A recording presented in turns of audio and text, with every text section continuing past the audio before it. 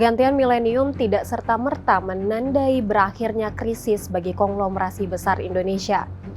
Bagi Grup Salim, badai krisis moneter 1997 hingga 1998 justru menyisakan pekerjaan terberat di awal tahun 2000-an, yakni menyelesaikan utang raksasa kepada negara. Konsekuensinya tidak kecil, sekitar 100 perusahaan di bawah payung bisnis Salim harus diserahkan sebagai bagian dari penyelesaian utang.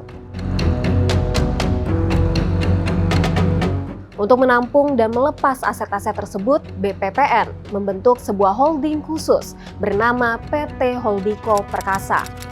Melalui perusahaan ini, saham dan aset dari 100 lebih entitas usaha Grup Salim dialihkan, menunggu saat yang tepat untuk dilepas ke pasar.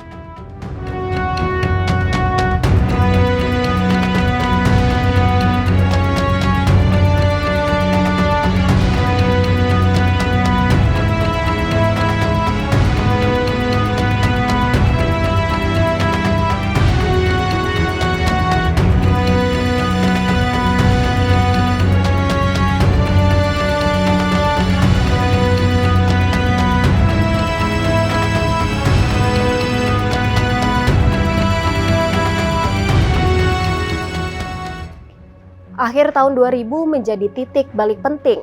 Holdiko melepas portofolio perkebunan kelapa sawitnya kepada investor asing.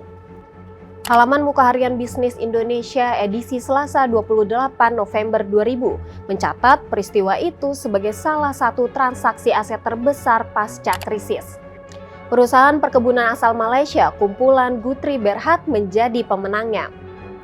Guthrie yang di kemudian hari menjadi raksasa sawit dunia menyisihkan 5 peminat lain dengan nilai penawaran 3,6 triliun rupiah.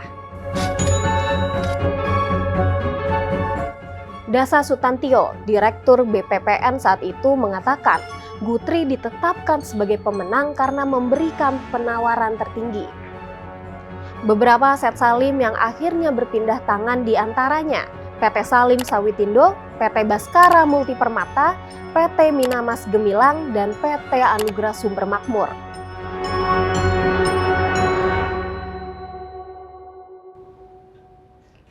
Dalam catatan bisnis per akhir 1999, Salim bisa menguasai lahan sawit seluas 260.000 hektar di Sumatera, Kalimantan, dan Sulawesi melalui perusahaan-perusahaan yang akhirnya terlego itu. Saat itu Scott Coffey yang menjabat sebagai Direktur Holdiko menjelaskan, dalam transaksi ini yang dilego bukan tanah perkebunannya, tetapi keseluruhan saham perusahaan-perusahaan tersebut. Dari penjualan itu, Holdiko mengantongi total 8,7 triliun rupiah yang kemudian diserahkan kepada BPPN sebagai bagian dari pelunasan kewajiban Grup Salim. Bagi Salim sendiri, pelepasan aset sawit ini menjadi pukulan berat. Bisnis makanan dan minuman merupakan tulang punggung grup yang sangat bergantung pada minyak sawit. Sementara harga crude palm oil saat itu tengah meroket di pasar global. Namun, krisis tidak menghentikan langkah gergasi ini. Secara perlahan, Salim kembali membangun imperium sawitnya melalui PT Salim Infomas Pratama. Mulai 2005 hingga 2006, perseroan agresif mengakuisisi lahan perkebunan di Kalimantan Barat, Kalimantan Timur, dan juga Sumatera. Total lahan yang dikuasai mencapai 85.500 hektar dari 3 wilayah tersebut. Masih di tahun yang sama, Salim melakukan konsolidasi besar.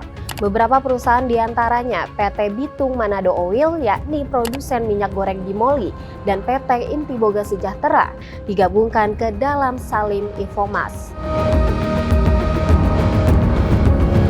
Puncaknya Desember 2007, Salim mengakuisisi PT Perusahaan Perkebunan London Sumatera Indonesia Tbk atau Lonsum dari keluarga Edi Saryatmadja dalam transaksi senilai 8,4 triliun rupiah. Akuisisi ini menjadikan luas kebun sawit Grup Salim melonjak dari sekitar 220.000 hektar menjadi 384.000 hektar. Sebelumnya, Salim dikabarkan berminat membeli PT Astra Agro Lestari Tbk, tetapi rencana itu kandas akibat perbedaan kepentingan.